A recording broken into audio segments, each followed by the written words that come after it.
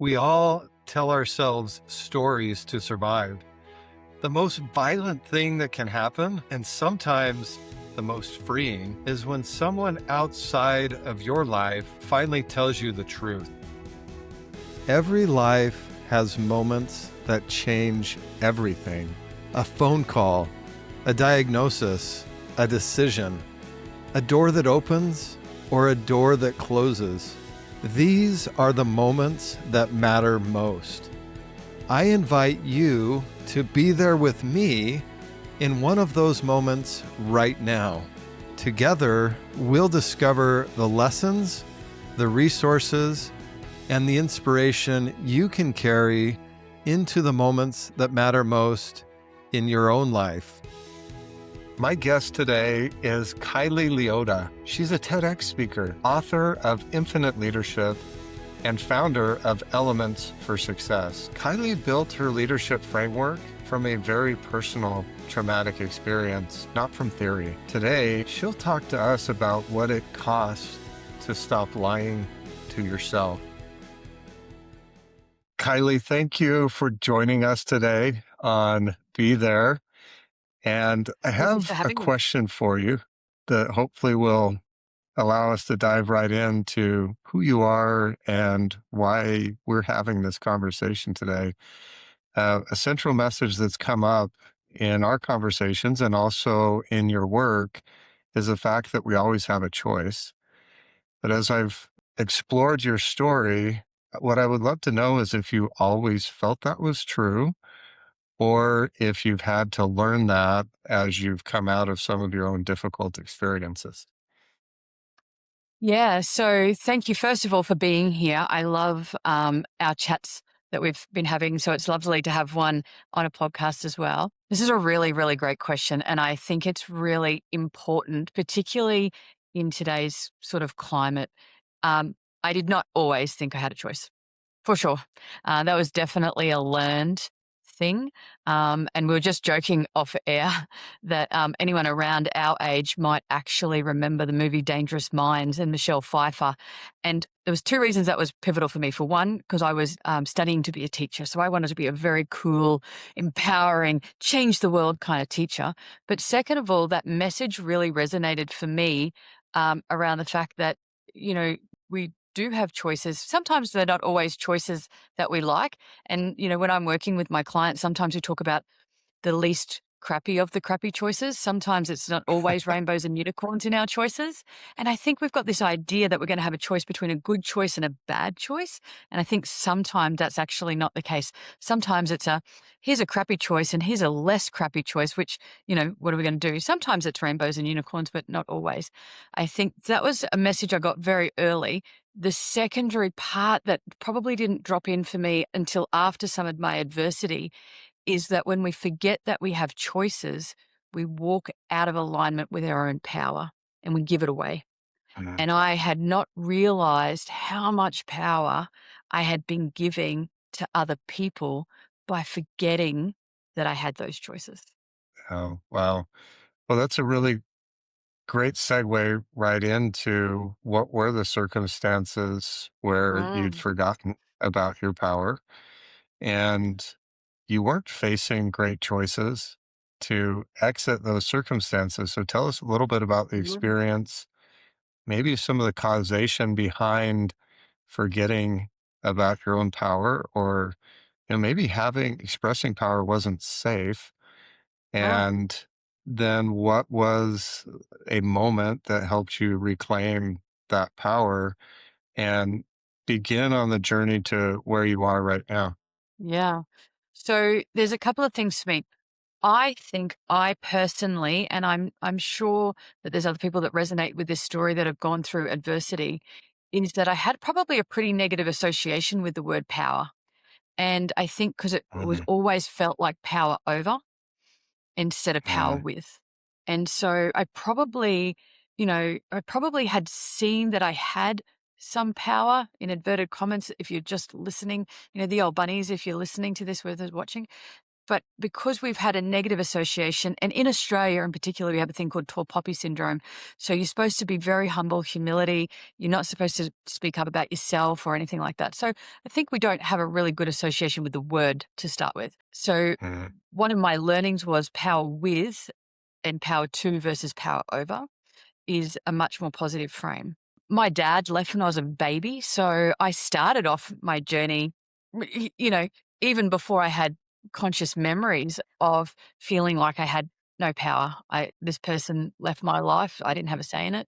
I was very, very blessed that I was one of the very fortunate people that my stepfather was the best, kindest person, and still is the best, kindest person you could ever meet. So I'm very, very grateful. I know not everybody has that experience when there's, second marriages and things like that. So I'm so very grateful. But my early journey started with a lack of power because I didn't have any contact with this person that had left. That grew up into, I guess, patterns of, insecurity growing up, uh, trying really hard to please and fit in. And that kind of led me into marriage that I still was working really hard. And when you are in a marriage that is consumed with domestic violence, again, you very much learn that it's not safe to have any power. It's better to just shrink yourself and step back. And so for a long time, it didn't feel like I had a choice. Secondary to Mm. that was actually my second marriage. So not only do I feel like I've got no power, I'm actually embarrassed and ashamed of the fact that I couldn't make a Okay. second marriage work. So I was vulnerable when I met that person. They sold me a really good story about what they were going to create for me. And I think I really wanted to believe it. And I think part of them did too. This is the problem with domestic violence. It's never 100% bad. It's not so black and white that you can just go, well, he's bad, you should leave. It's never that clear cut. And so, when we feel about not having choices, you know, I think we talked about this previously. One of the things that frustrates me the most about the narrative about domestic violence is you should just leave. I don't know if the stats are the same in America, but the most deaths for women are women that try and leave domestic violence. That is the highest risk time that their lives are in danger is in their attempt to leave. So many stay. And so one of the hardest things for me was reclaiming that power. And I probably didn't do it through, this whole, self-empowerment guru, whoa, go me, I deserve more. I did it through the fact that I had 3 little children who I didn't want growing up thinking it was okay to treat people like that, or it was okay to be treated like that. And that's where I summoned that inner strength that I did not have for myself at the time to start to make those choices. So the choices then became very micro moments until such time as I could extricate myself. I don't know if I'm one of the lucky ones or the unfortunate ones. I don't know really the answer to that, that my extrication from that experience involved police. And so one of the Mm. things that, and as I'm working with a client most recently, the challenge has been is theirs didn't, and they're having to prove a whole heap of information that I didn't have to prove because I had a witness of multiple police officers attending my house. So, everything's so complicated in that space. But I remember that police officer sitting down with me, and I remember her like directly just, I don't know, she was just staring at me so intently. And she just said to me, enough.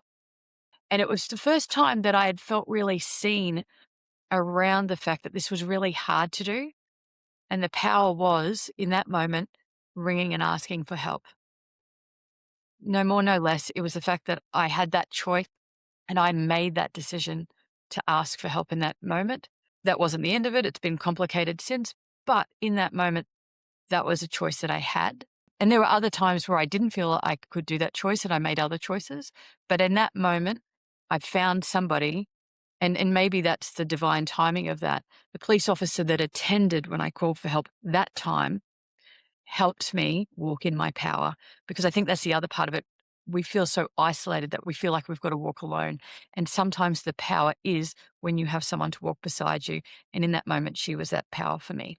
And so Uh, that was really, really hard. One of the most difficult things I probably navigated ever. in my life. Uh, but what that started to do was remind me, and it's like that rewiring of your brain that has forgotten that you do have choices.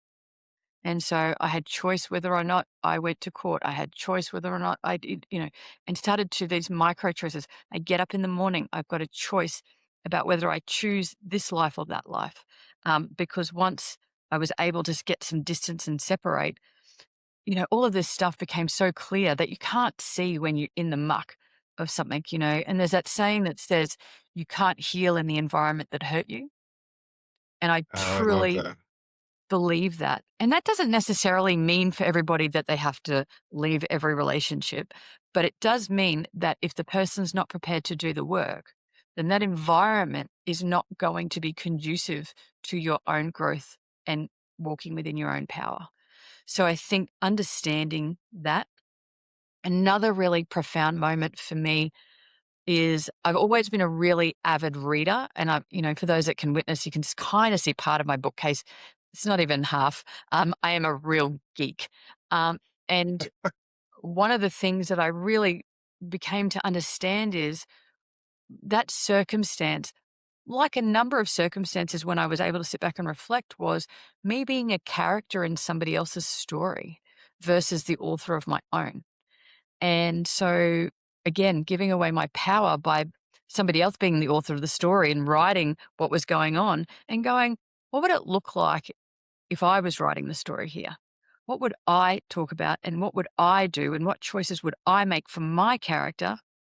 And what would I look like for that? And so that was like this epiphany to me that seemed so simplistic, but yet it was one of those really profound things where I'm like, huh, I've got some choices here. I could be the author of my own story. And it seems so simplistic when you say it out loud. But for a long time, I realized that I've shrunk myself over the years to be that character that somebody else needed me to be.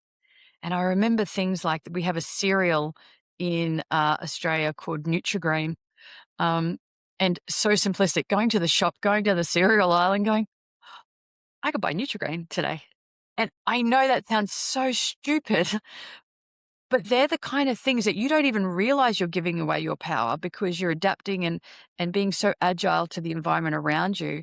And I think hypersensitive and unconsciously just adapting to make the environment safer without even knowing it. Kylie just talked about a moment that a police officer sat across from her and said just one word, enough. For the first time in years, she had been seen accurately. Here is the part that sometimes no one tells you. The most powerful thing in a hard season is not the strength that you have alone. It is the moment someone outside of your story refuses to let you keep pretending. All of us need someone who can see what we cannot see and say what we need to hear in the moments that matter most. If now is the right time for you to have someone in your corner, a coach who can be that person for you in a moment that matters most, you can connect with me at thealanunderwood.com. Now,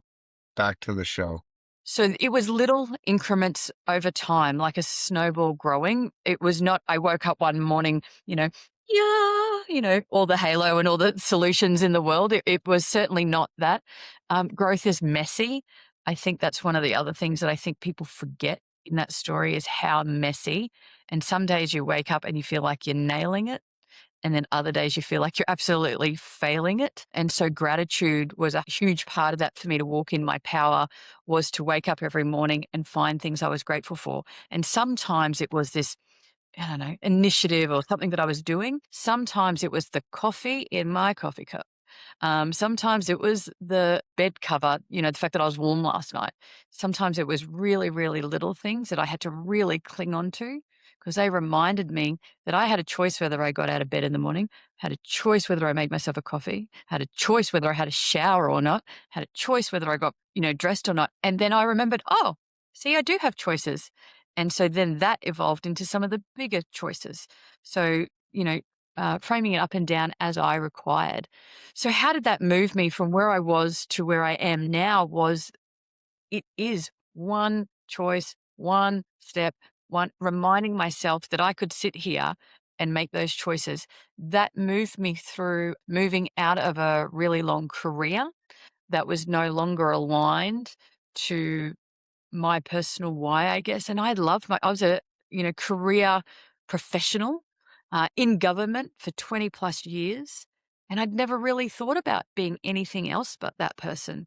But once I started Mm. to remember I had choices, I didn't have to stay in an environment that I was unhappy in. And I'm like, well, I've done that before.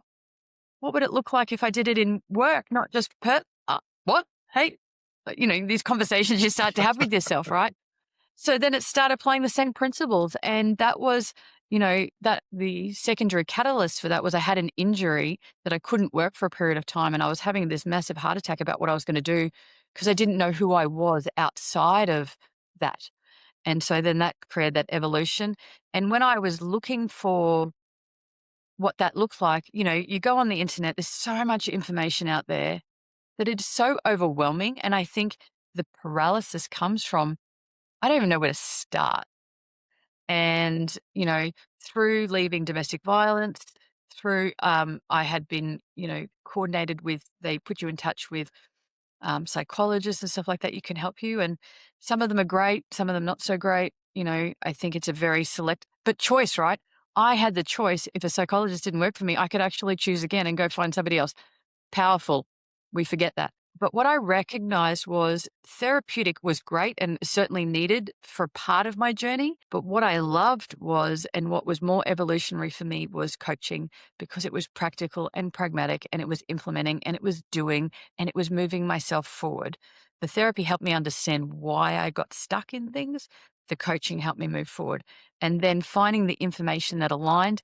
And what I, mentioned before is there was so much information out there that I needed a way that it worked for my brain. And so I just created my own framework. And that's how I move that. And now I apply it to anything and everything. I help clients with it, but it helps me reframe which pillar am I needing to focus on right now? Because the world is really overwhelming. There is so much information. It's very easy to get caught up in not doing anything because there's so much to do or so much to read or so much to learn. We never get started because we're worried about perfectionism. So getting a process and mechanism that worked for my brain about how to keep me moving forward, because as a single parent with no support, that's not an optional extra. It's one of those things that you have to do. So that model, and then this doesn't say that I'd have days where I, am feeling really overwhelmed, but that model helps me get back up and pivot and recalibrate and just keep moving forward and moving forward and moving forward. And I've achieved more in the last 5 years than I think did in the last 20 before that. And that's just by understanding this stuff and being able to then apply it. I love that. I'm going to ask a question and provide a little bit of pushback too. Yeah, Um, please do. at the very beginning, you said that the man that you ended up marrying had sold you on a story that ended up Mm, not being true, right? So then after you were in that relationship, there was also a story that you were telling yourself that kept you there, right? oh, And for sure. yeah, what was that story? And I love that you brought in that police officer because sometimes it Mm, takes someone else to help us see the story that we are writing and maybe just pick up a different pen. You were writing the story then. It may not have been mm, the story you wanted to be writing, and maybe you didn't mm. feel like you had a choice, but nonetheless, you were telling yourself a story. I'd love to hear you share what that story was. And Maybe I had then a ghostwriter in that section that is it felt like somebody else was writing what was out without my words. So I think there's a couple of stories there. One, it was my second marriage, and I couldn't fail that as well. Mm, And I know people go, "Oh, you didn't fail. I had a story that I had to work harder because it was my second marriage, and I tolerated more behavior because it was my second marriage. And if I failed that, what did that say about me? Right. And so that was definitely one of the narratives that was playing in my story. The secondary part of that was he was from a different country, and I played a lot of it down to me not understanding cultural differences for a long time, um, and I don't actually think that was another story I told myself versus the fact that he had some other stuff going on for him, um, mental health wise, that meant um, that where the culture played into is the fact that in the culture, it was very taboo to navigate mental Uh, health. So where we were having conversations around getting help and in our house was getting some movement, the minute that we stepped out of that space, then the tabooness overtook, and then that turned into anger, and that turned into punishment and all of the things, right? The third part was he was a better father than he was a partner. So I already had children from a previous marriage, and he did some really great things with them. So, mm, this is what I mean. You know, people that have never experienced domestic violence don't understand that it's not clear. There is no like thing here because I can't, I don't know of a case ever where it was 100% bad all the time. It's mm, moments, and it's when the negative moments start to outweigh the positive. And sometimes you don't even realize it. And I remember, so I worked in low socioeconomic school environments at the time. And I can remember sitting there with families that were in these families, and they're like, oh, yeah, generational trauma. This is my experience, blah, blah, blah, blah, blah. And I'm sitting there going, I theoretically know better about how to not end up in this environment because I've done the work, I've done the study, I've done all this stuff. Yet here I find myself. So I think there was another part of shame and embarrassment around the fact that I ended up in this situation as well. So lots of different stories going on that played into that, that my yeah. ghostwriter was running with. I'm going to stick with my ghostwriter story on that. Um, um, and so, so much fodder for them to write with. And I think, again, it comes back to, one of my things I talk about is you can't lead others unless you first lead yourself, and you can't lead yourself unless you know yourself. And I think I'd been so scared of knowing myself that had stopped me leading myself, because I think the version of me now that leads myself, knows myself really, really well. And I think I would have made different choices, and that would have changed how I led others, whether that be family or whatever. And I uh, think the scary work, and I was only talking to someone about this the other day, was they're like, what do I need to do? And I said, well, you probably need to do the work. And they're like, but that sounds really hard. I'm like, it is. Like, I'm not going to sugarcoat this for you. It is not fun sometimes. But the benefit on the other side of that work, you have better relationships. The E pillar in my model is ecosystem. You're just surrounding yourself with different people that continue to support you to elevate and rise versus yeah. constantly feeling like you've got to try and claw yourself out of the bucket, you know? Yeah. So true. Ed Milet shared something the other day that really resonated with me. He said the two most powerful motivating factors for anyone is who they want to become and who they're doing it for. Mm. And I would love to know, as you are coming out of this situation, how did both of those things influence the choices that you were making? Both your vision for yourself of who you could become and then who you were doing it Mhm. for. So the second one is really easy. My children. Glennon Doyle has a quote in her book Untamed, and she talks about the fact that my children do not need me to save them; they need to watch me save myself. And that Mm, was like a knife through the heart of yeah, what was I modeling for them right now by continuing to stay. And that has been the same for when I left my work situation. That's a frame of reference for me. If I'm really, not being the version of myself that I think am capable of being or I want to be, I always go back to what am I modeling right now? 100% of my decisions, the foundational piece about that is I'm doing it for my children, always. The secondary part of that is about who did I want to become.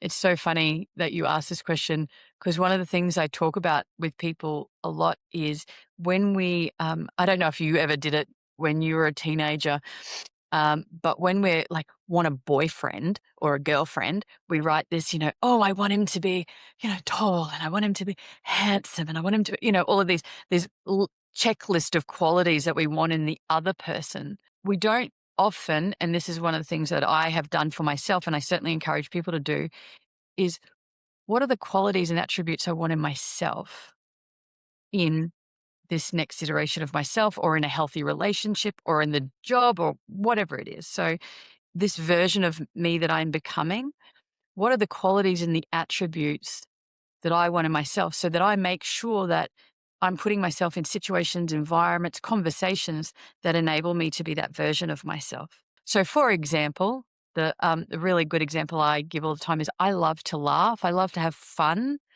And it's really, really important to me that, I don't mind a good snort laugh occasionally as well. Like, I do love a good, that real hearty laugh.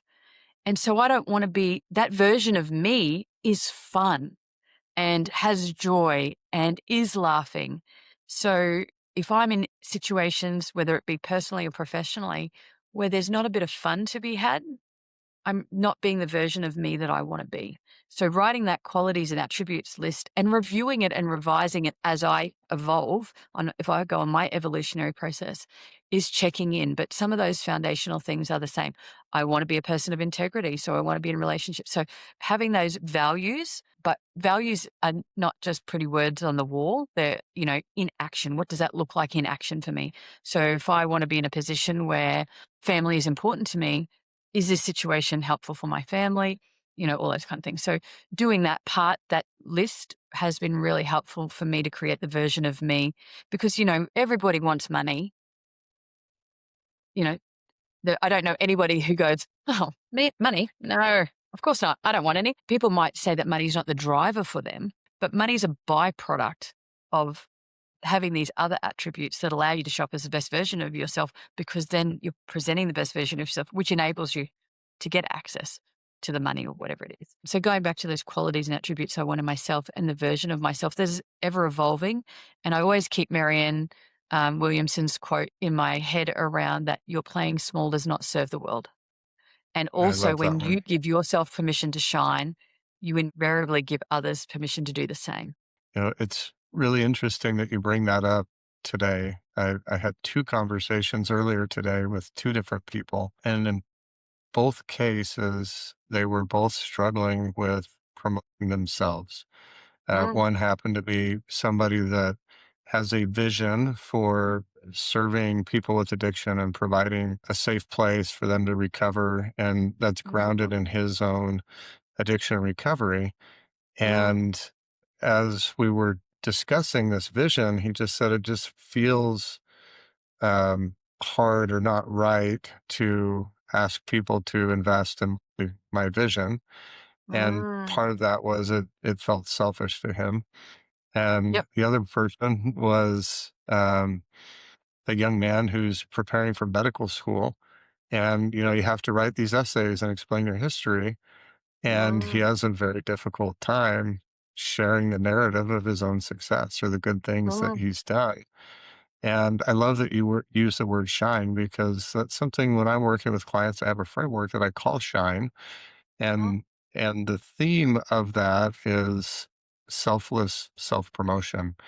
And that mm. the most selfish thing that we can do is hide who we are, because then the people that we could possibly serve don't get the help, don't get the resources that they need. And as Mm, I look at the arc of your story and your life, I look back and I wonder if it wasn't true that you needed to be there for that long and have the experiences that you had, because at some point in the future, that would be the only way that you'd be qualified to serve the maximum number of people that you're working with. What would you say to both of those things about being willing to selflessly self promote? And then mm. also how your trauma experience, how those difficult things actually prepared you for helping other people through difficult circumstances? Yeah. So two. Really, really great question. So one, I totally relate to the feeling selfish about self-promotion construct. I think that is, I would hazard a guess, I don't have the stats on it, but I would hazard a guess that anyone that has a trauma experience probably feels the same, because the trauma is usually associated with needing to shrink yourself to stay safe. So the minute you start to stand up, chest up, there's a risk there, right? That it's scary because we have kept ourselves safe, and this is a little bit outside of our scope of control and potentially unpredictable for us. And so we're like, oh, well, safety.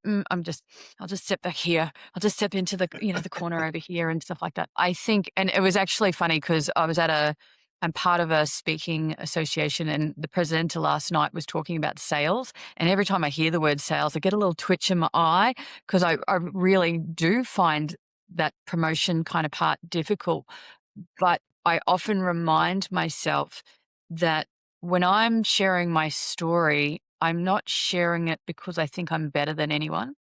I'm sharing it because when you share your story, other people feel permission to share theirs. And you Yeah. may be the first person that has ever given them permission to share their story. And that has helped me frame up the fact that I am willing. There's a really great guy in New Zealand. His name's Rob Mokaraka. And when I interviewed him, one of his things was, you've got to reveal to heal.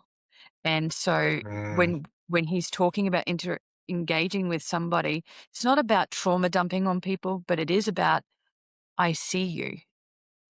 mm, Uh, Yes, I do see. Like, it doesn't have to be the same experience. This is not competition. This is not, but when we reveal a little bit of ourselves, we can help other people here by saying, oh, you do know how hard this is, and you do know, without judgment. And I think for me, that's the one, well, there's lots of messages, but one of the constant things that I hear from my clients is, one, they feel seen. More than one client has said to me, this is the very first session that we've had. I can't believe I've just told you all that stuff. I've never told anyone that stuff. I don't understand what happened like what just happened just there. And the second one is, when you hold space for somebody's story, that's sacred, right? That's an honor and a privilege that not everyone is afforded. And I take that stuff really, really seriously. And so just recently, I've had a client that I see for one particular, like, leadership sort of space. And she said to me, do you have 5 minutes? And I'm like, yep. And she goes, oh my God, I've got so much going on. I don't have the capacity to go start my story with somebody else. Can you hold space for this conversation? I'm like, of course. Like, because it's, helping her just have a safe space. I talk about safe spaces for brave and courageous conversations. So I think that lends itself to that first part about that selfless. So I always have to reframe, because my natural narrative is, oh my gosh, tall poppy syndrome. Don't talk about yourself. That is ego in Australia. So, but I go back to, if I share a little bit of my story and someone feels seen, that might be the very first time that they have felt seen in a very, very long time. And what an honor and privilege it is to create space for them to feel seen and to feel heard and feel valued and not judged. So yes. that's part of that for me. The second part, what was the second part of the question? I've got so enamored in what we were talking about. I Kylie, I'm a visionary, so asking me what happened in the past is a I continuation of know, right? everyone's. I could talk to you all day about this stuff. It's so exciting.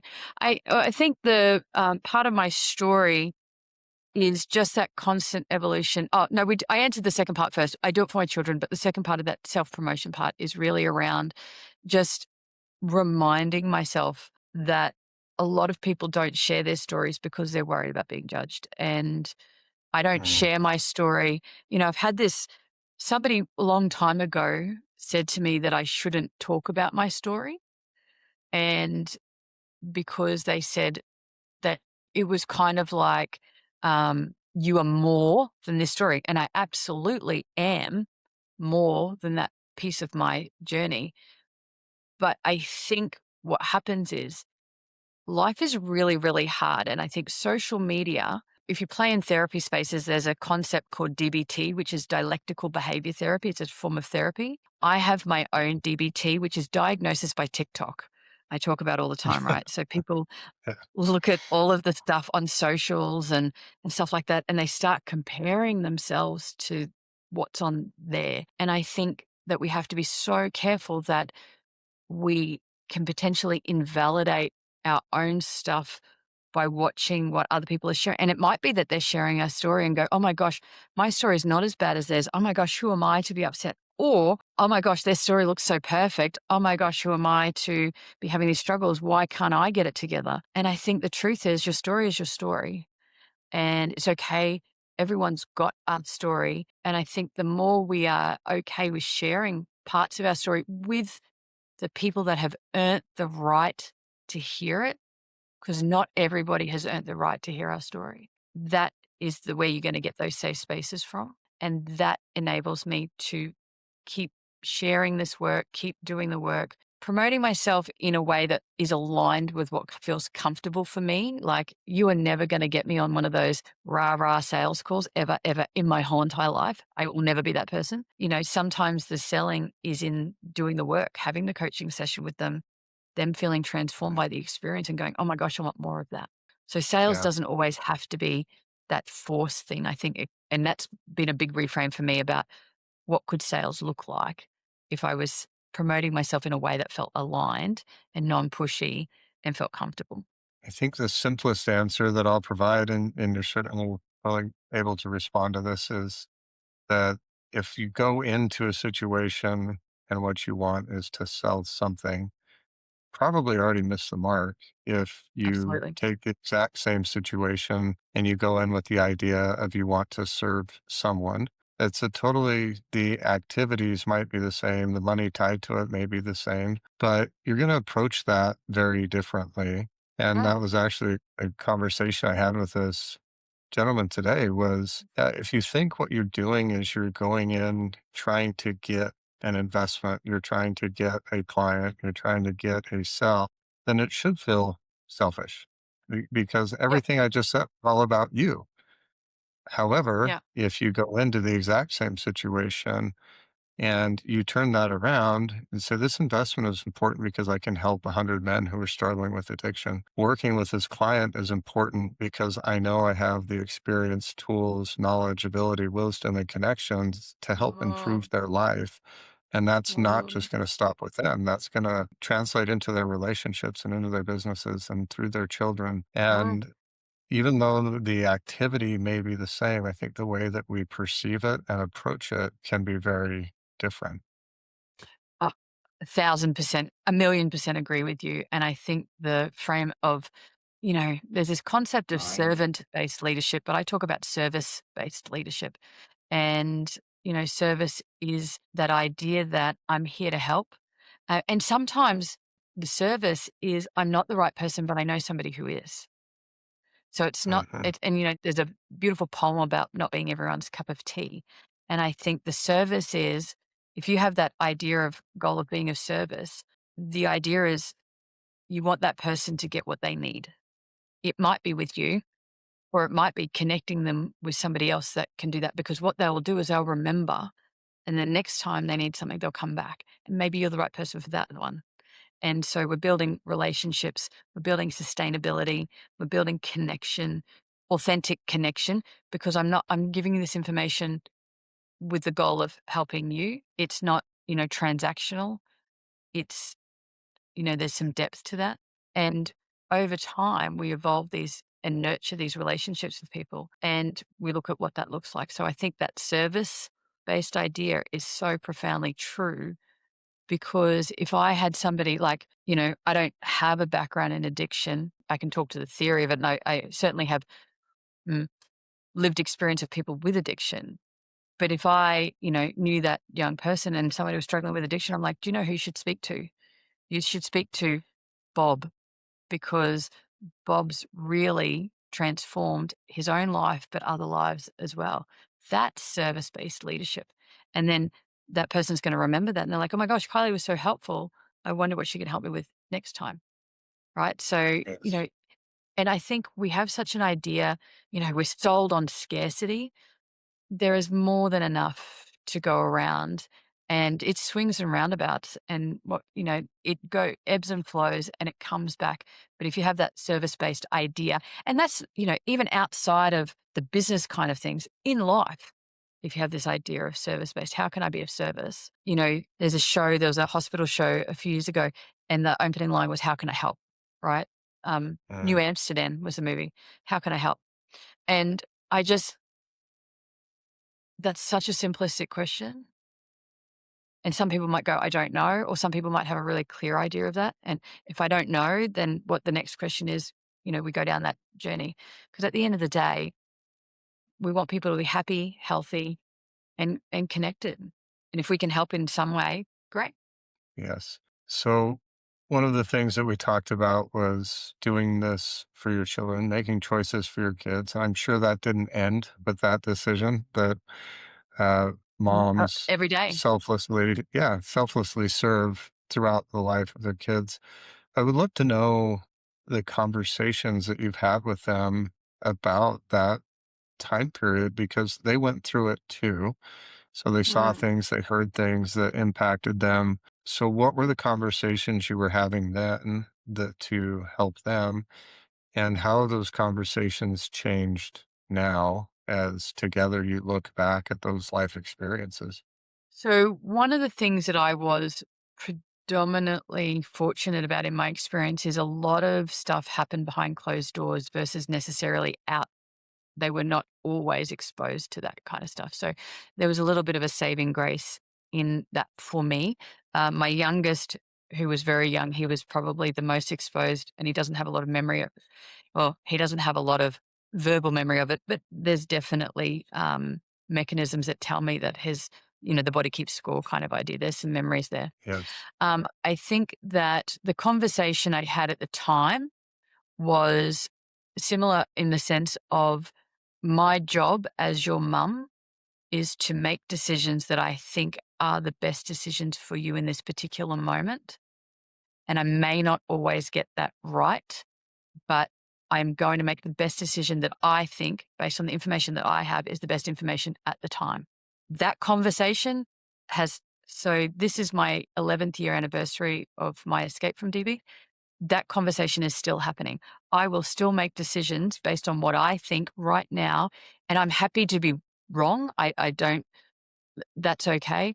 I'm also happy to get more information that would help me make a different decision and choose again. But right now, based on what I am doing, I'm asking that I'm making the decision. And that's my job as the mum. And I think people underestimate how hard that is for people to make that call to do that. And I think, and so that's the same conversation with my children didn't have access to social media because I happened to be a deputy principal of a high school at the time. And I was witness to, and a primary school and all of the investigations that had to happen. So my decision was that when all of my children's friends were getting access to Insta and Facebook and TikTok and Snapchat and all the things, my children were not. Now that was really, really hard for them at the time, but also I still stand by that decision. And I didn't just do it on a whim, and I didn't do it on a punishment kind of idea. I acknowledged and validated their feelings around that. I said, I can understand that for you, that may feel like punishment, but it is my decision is that I believe that your brain is not fully developed. So why would I give you something that is what I perceive as risky? So I think the common conversation is still the same. What do I believe is in your best interest right now? And that's the decision I'm always going to make. So positively intended, always. Do I always get it right? No. Also happy to be course corrected if they come to me and say, hey, mum, can I have a chat with you about this? And the funny story about that, my second child, he actually read the terms and conditions and the privacy policy for Instagram to make his argument about why he should be given Instagram at a certain age. So, but robust enough to come back with me and just say, because my friends are doing it is not going to be the answer that's not going to help me change my mind, right? I have a 12-year-old Yes. now, and when he says to me, my friends, and I'm like, would you like to try again? Because that will never be the conversation that will be the thing that changes my mind. My friends this, my friends that will never be that thing. I think the second part is teaching my kids how to get the yes from me. So modeling those conversations and doing all of that kind of stuff, because we often say no to kids, but we don't teach them how to get the outcome that they want.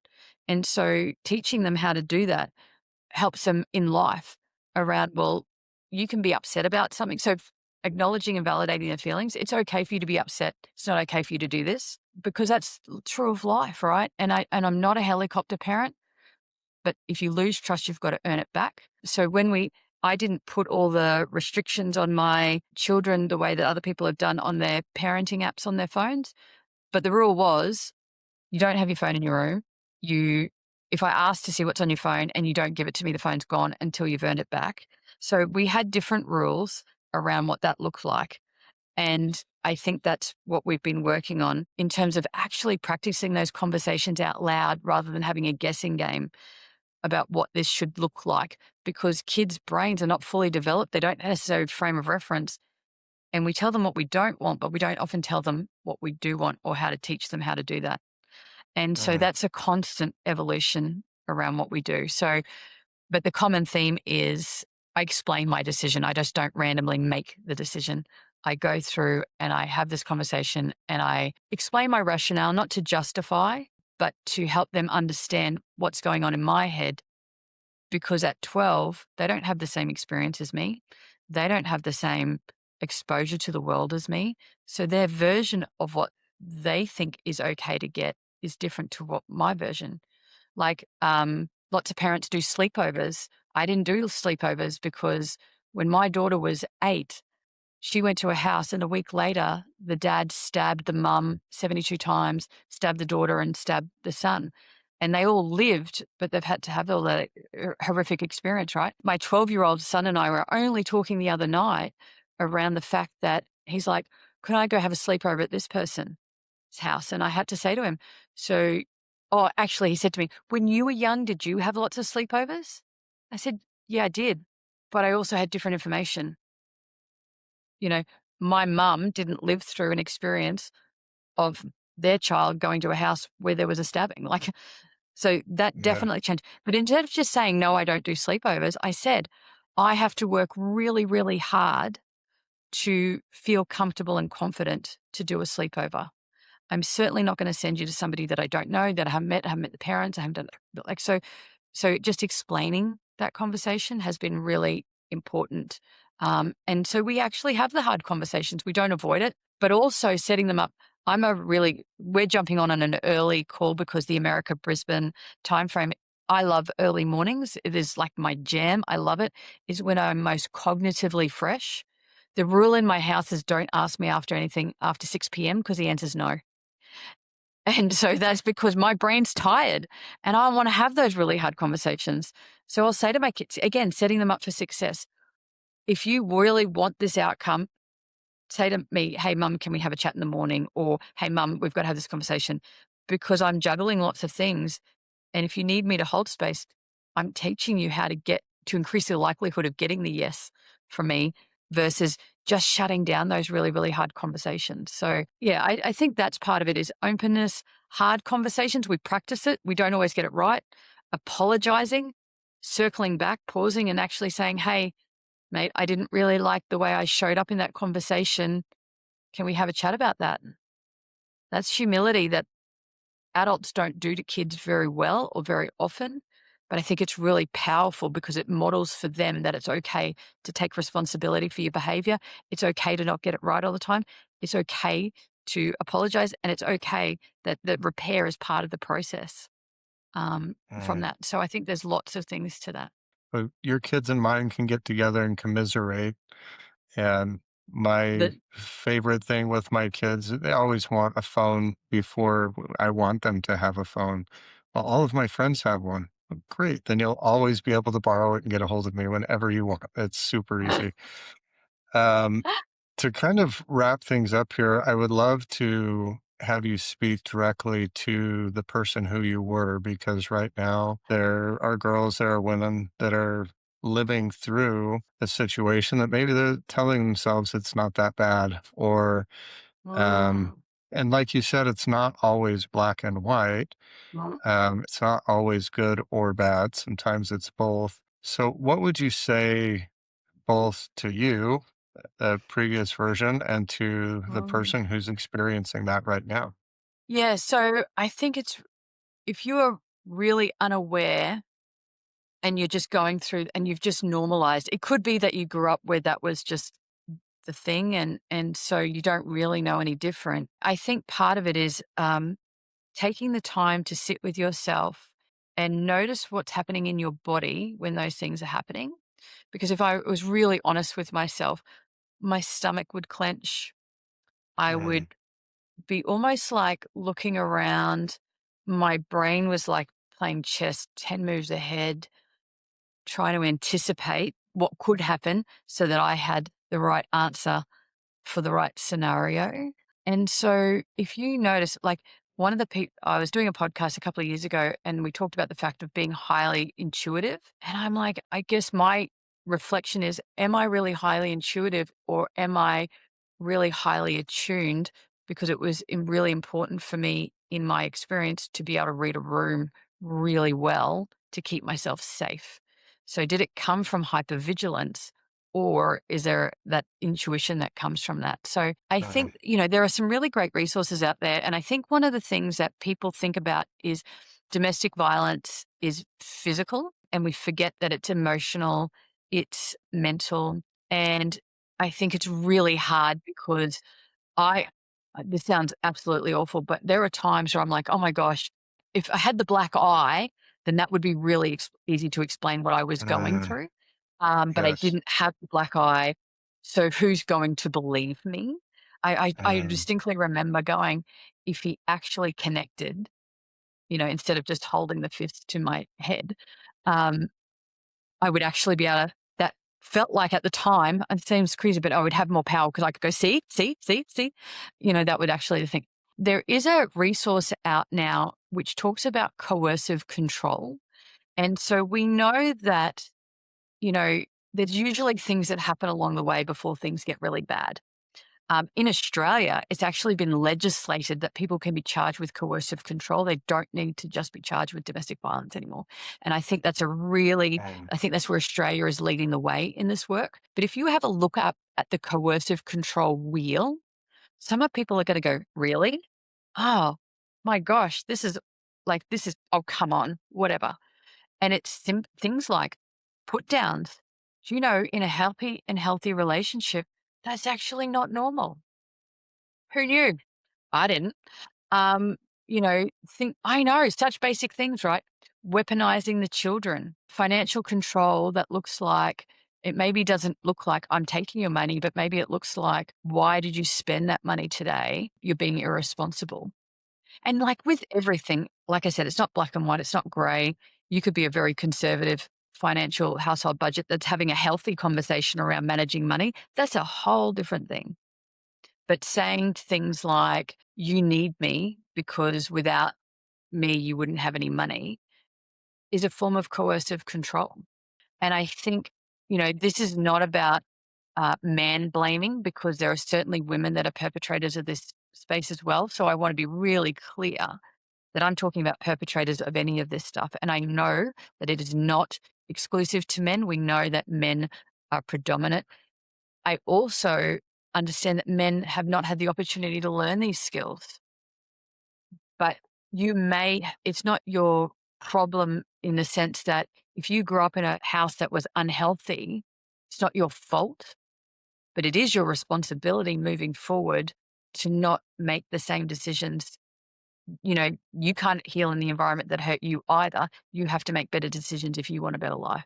And so I think whoever the perpetrator is, they've got to understand that they could look at that coercive control wheel and think it is full of BS.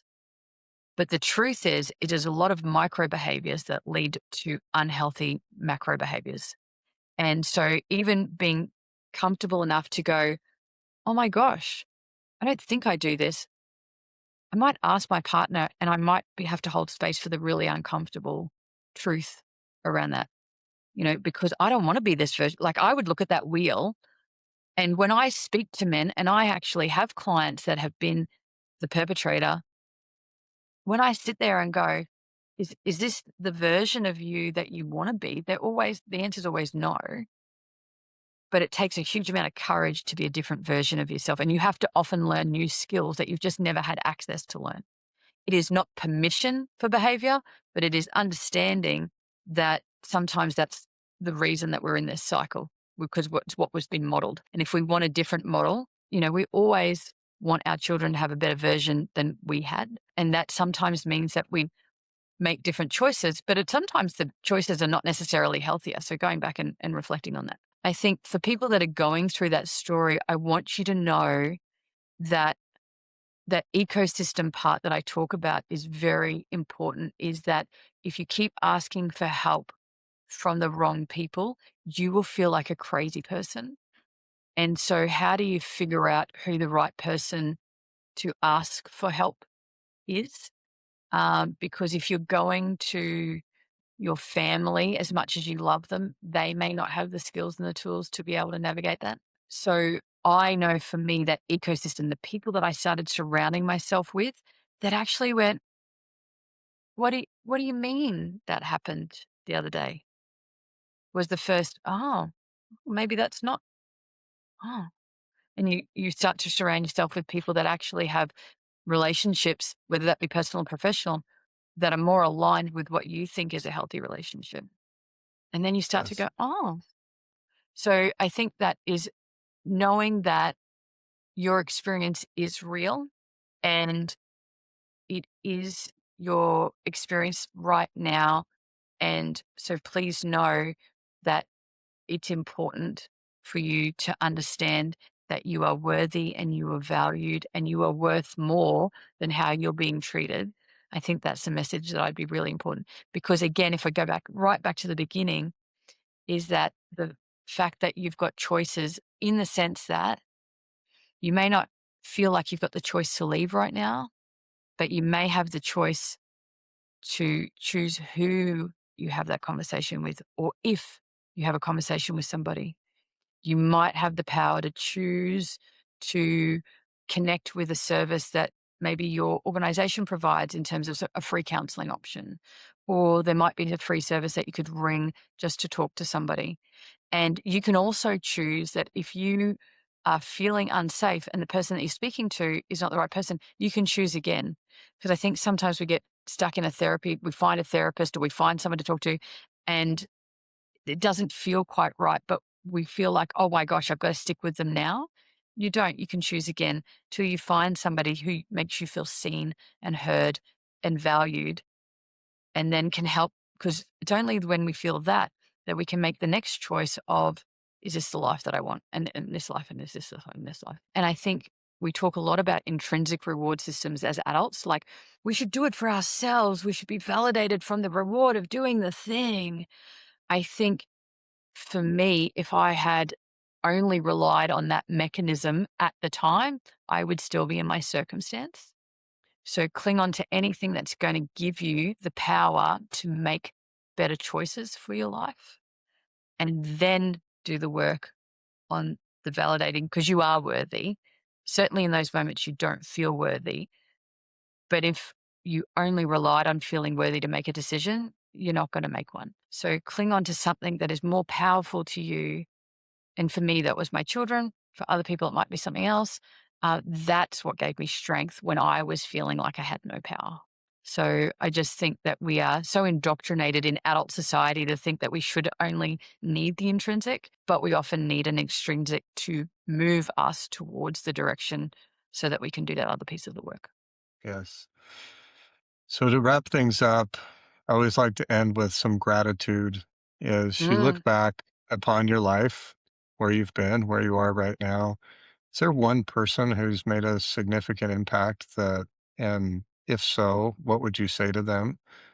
Second part would be you've shared that you love to read. What is a book that you would love for anyone listening to read that's made an impact on your life? So Interestingly, one of the people that has made a huge impact on my life, although I probably didn't appreciate it as much at the time, was my grandmother. So she lived to 107, and she was one of the toughest ladies that you'll ever meet. She was born in 1913, so before the First World War, and she grew up in a time that was really, really tough. Her first husband was a prisoner of war, and he was made to walk Sandy Khan Desert until his death. And then she married my grandfather, and then they moved out into farmland, and they, lived on the land and all of the things that happened. Um, what I didn't appreciate until later was her stories, but she was, when I talk about that laughter part, I remember her sitting around with her friends and playing cards and laughing. And I remember her, you know, she had these friends that were all 100 around her, and they would go down and play the pokies and have a drink and have a laugh. And I remember that this lady worked so damn hard for everything in her life. She raised her siblings. So she left school when she was like 12 to go raise her siblings because she was the oldest and that's what you did and all that kind of stuff. She Wow. then went on and raised two children and she, had all these grandchildren. And then my youngest son is actually 100 years exactly in age gap to her. So he was born in 2013 and she was born in 1913. Um, I could not tell you who's actually more stubborn. It's very debatable for me. I feel like that was something to do with the 100-year thing. Um, she was probably one of the most profound people in my life because not only did she work hard, she also had fun. And that just reminded me of the fact that you can have both and rather than either or. I love that. I think that's really profound. And I think in really complex times, we forget that we can have both and. And in terms of, I'm just trying to remember the next question was the book. Oh my gosh, so many.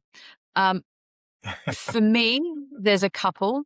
So, Eat, Pray, Love, which has been turned into a movie, but I actually really enjoyed the book by Elizabeth Gilbert because she talked about in that moment seeing herself as a friend.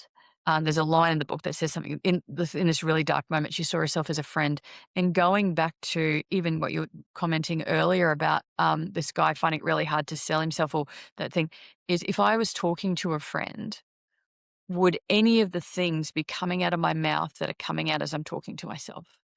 And I'm like, Mm. absolutely not. Never once would I ever, any of those words ever come out like I'm so kind and compassionate. So that's certainly one of them. Untamed, Glennon Doyle was really great. I think there's just so many different ones. I really, I don't even know where to begin. I could give you 100. But I think the other one that I think is really profound and not one we talk about a lot is The Big Leap by Gay Hendricks. And because when you start to move from a place of trauma into getting your life on track and getting it together, and you start to connect a couple of those dots and you start to get a bit of momentum, you start to have a bit of success. And that feels really weird and it feels really uncomfortable. And the risk is this might be the first time in your post trauma life. I don't know if you're ever really over it, but as you're moving through and you've done the work and you start to do that and you start to get that success, it feels really funky and weird. And the risk is that you will shrink yourself.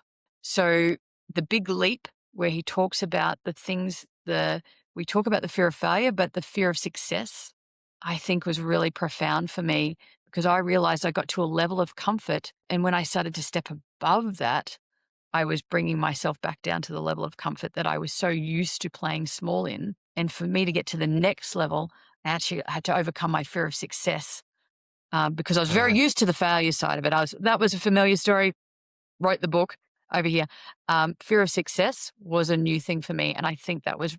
I actually yelled at. I was listening to it on Audible, and I was listening to it as I was driving somewhere. I remember yelling at the radio because I was like, "Stop it! Stop it! Stop talking to me like that!" And that's how profound it was. But I think for anyone that's moving through this, you're so used to feeling like a failure. When we start to give ourselves permission to succeed, the risk is that we will feel really uncomfortable and don't know how to handle it. So The Big Leap by Gay Hendricks I think is a really pivotal one. I love that. Kylie, if anybody would like to connect with you, what's the best way for them to do that? Yeah, so on LinkedIn under Kylie Leota or Instagram and Facebook under Elements number 4, success, or my website, elementsforsuccess.com.au. I would love to connect with anyone, particularly if this story has resonated with them. And if there's anything like we talked about earlier, how can I help?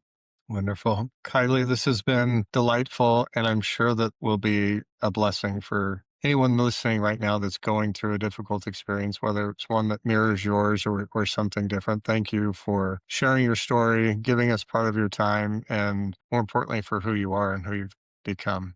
And thank you so much for creating a safe space for this conversation, Alan. I do lots of podcasts, so I'm very fortunate. And I have to say, I love the space that you were able to create to have this conversation today. Not everyone can do that. So thank you so much for that. Yeah, thank you. There was a moment in this conversation where Kylie said, I had been so scared of knowing myself that it stopped me from leading myself. Think of that for just a minute. The work of our lives is not what you build outside of you. It's whether you have the courage to know what's inside of you. Kylie built her framework from that knowing, and you can too. And as always, remember, the most important moments in life are the ones that we show up for. So whatever you're facing today, I invite you to be there, to be present, and to be powerful. This is the Be There podcast. I'm your host, Alan Underwood. And until next time, be present, be powerful, and be there.